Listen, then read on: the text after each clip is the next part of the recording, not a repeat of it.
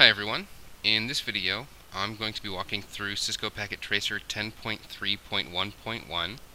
This is IoE and DHCP. And so the concepts behind this is that we are going to be using DHCP in a small to medium-sized business network. But with the IoE, the Internet of Everything, any device, even in your home, that is capable of wired or wireless connectivity. It can be accessed from pretty much anywhere, remotely. So the tasks that we are going to complete include configuring a Cisco router for IPv4 addressing, and we're going to set that up through a switch to assign DHCP addresses to 5 different devices. And then we're going to confirm that those devices receive DHCP, and then we'll have some reflection questions at the end that we'll need to get answered. So there's no packet tracer that comes along with this, so we're going to build our own. And here's how I've done it. I'll take a 1941 router, and I'll get a 2960 switch, and then I just want a bunch of end devices, so I'm just going to go with a bunch of computers. I might throw a laptop in there, or 2. And then we want to go ahead and get everything cabled up.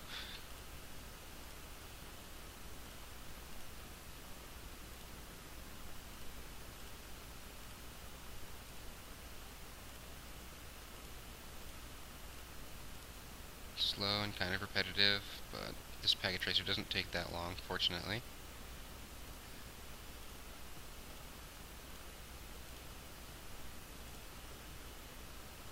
And then the last one that we want is going to be from our switch to our router.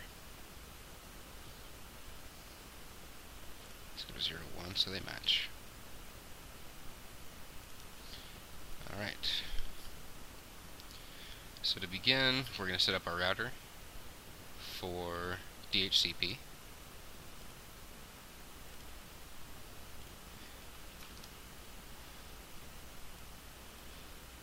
It's a little bit bigger.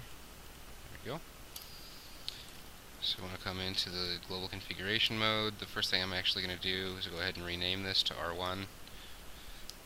Definitely not necessary, but I like to do it just to keep things a little organized. We'll be naming everything as I go through this. Alright, so we went into G01, and we need to go ahead and assign it an IP address.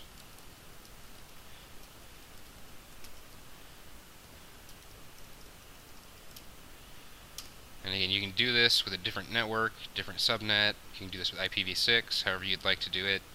Your end result should be pretty much the same. You'll just have different addresses is all.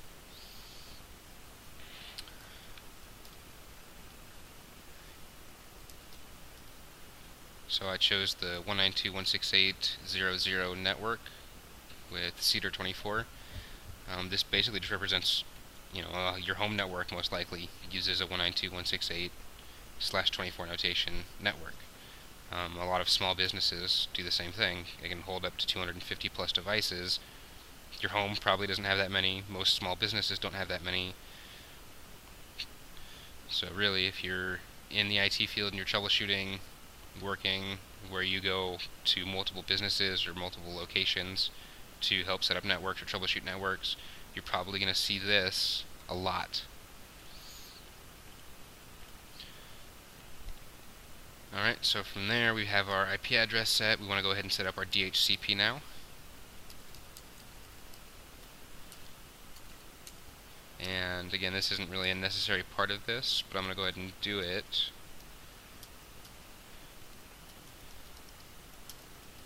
And I'm just going to set these 10 IP addresses aside, so nothing can be assigned these 10 IP addresses by our DHCP. We see that the first one is going to be our gateway here. It's our router.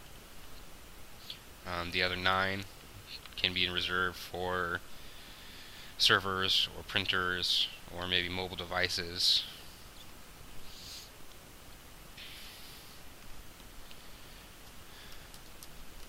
Then we want to set up our pool, and I'm just going to go ahead and call it LAN, the local area here. Give it the network address. with the subnet. And we want to go ahead and let it push out the default router information to anything that receives DHCP. You could do a DNS server. I'm not going to bother building one here, but know that if you're working for a small company and setting this up, they may or may not have a DNS server. A little bit more towards the medium-sized companies probably will. If they're really small, they probably won't bother, because most routers can handle DNS, the router that they'll get from their ISP. Alright. And so that's pretty much all we really need to do here for the router.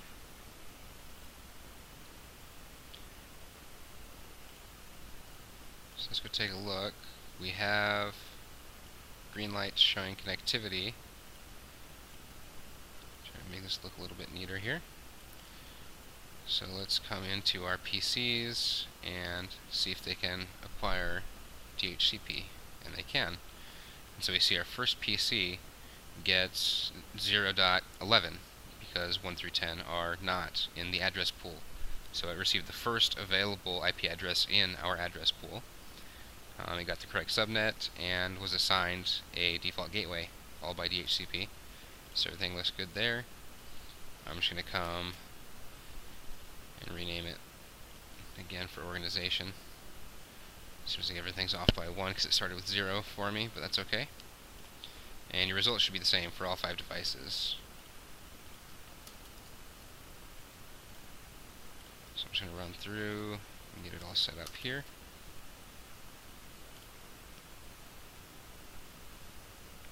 We can check it from the config tab and see that it's continuing.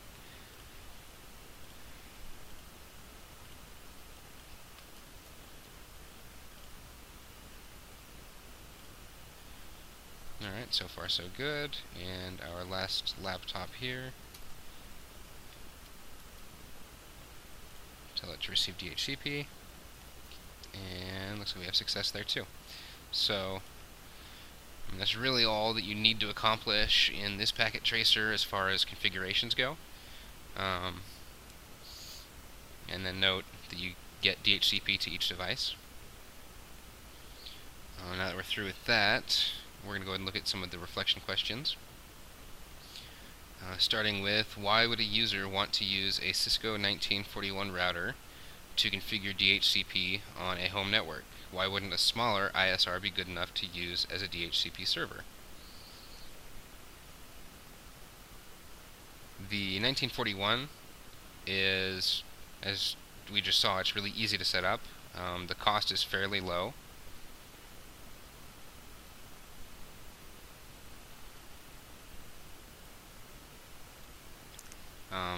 That said, there's not really anything wrong with today's ISRs. I think this packet was kind of looking more at past ISRs.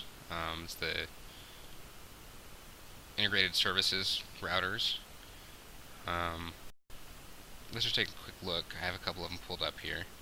And so here's the 2900 series ISR. And it does a lot more than it used to. I mean, it can handle routing, obviously, DHCP, VPNs, connections for cloud-based services, a lot of functionality here.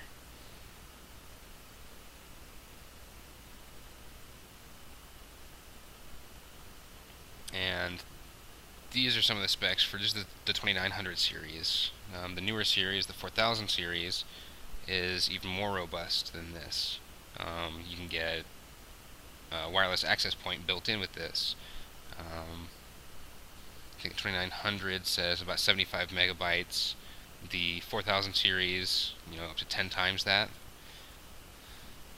So here's the 4000 series, multi-core CPU.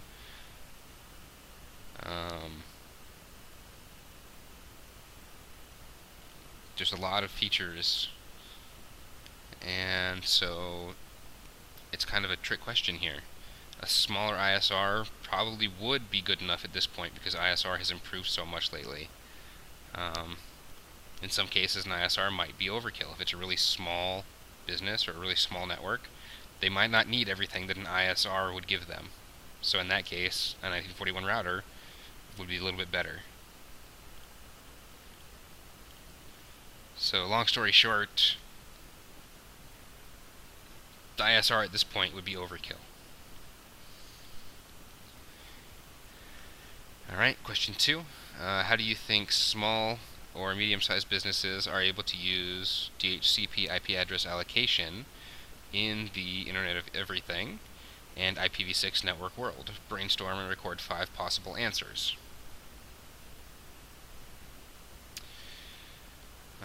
So they probably use, well, I don't know, a small and medium-sized business. I don't see them needing to tap into a whole lot of IPv6 at this point. We are slowly starting to make the transition away from IPv4 now, though. But IPv6 obviously allows a lot more addressing and more end devices. As far as the routers go, the setup is fairly similar. As long as you can understand the difference between IPv4 and IPv6, there's not really any additional work. It's the same configuration setup, same commands, with only a few small tweaks, substituting your IPv6 addresses instead of your IPv4 addresses. Another advantage to IPv6 is that it's generally kind of dynamic. So you set it up once on the router, and then you, as a technician, don't have to constantly set up each device and then troubleshoot your connections. Fairly robust, kind of like IPv4 is now. With DHCP, you set it up on the router, you tell the computers to go get a DHCP address, and you're done. IPv6 is very, very similar. IPv4, you do get some network traffic occasionally, depending on your lease times and how many devices you have. Because at the end of your lease time, your computers are going to be coming back and requesting an IP address or a lease renewal. So IPv6, you can kind of cut some of that traffic out because you have so many available addresses. Your lease times can be a lot longer or indefinite. There's no need to be changing IP addresses in IPv6. You're not going to run out the way you would with IPv4 potentially. Third, IPv6 can support some better security protocols compared to IPv4. So that would allow you, as an admin or a technician, to control resources and device connectivity, resource access. You have a little bit more control over access and a lot more control over security. Another thing is that it would enable companies to support multiple types of devices, such as IP phones and laptops. Yes, there's IPv4 support for these, but I expect IPv6 would make that a lot easier to handle a variety of devices. And lastly, IPv6 address allocation with the Internet of Everything. That would allow the network admins to configure devices for remote access very, very easily. If it has a unique IPv6 address and it's static, you know exactly how to get there if you're connecting remotely. That's just some of my thoughts. You can definitely come up with other answers and other reasons. But I think that about covers everything for this video. So hopefully I'll see you all in my next one.